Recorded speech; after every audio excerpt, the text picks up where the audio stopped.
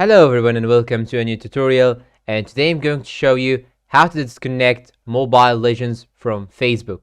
It's very easy and simple. All you have to do is to follow my steps, and before we begin, don't forget to hit the like button, subscribe and turn on the notifications. Now first thing you should do is to go to this icon right here, which is your profile icon.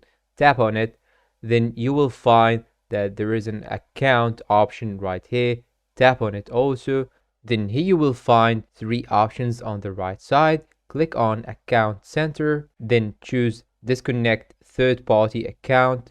Tap on it. Then as you can see here, you have Google Play, VK account, and Facebook account. Click on your Facebook account, then choose the above option right here, Disconnect via Connected Account. Tap on it, then click on Agree. Click on OK.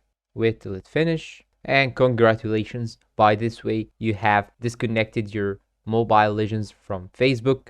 And that is it for today. I hope this video is useful to you all. Thanks for watching and see you in a new video.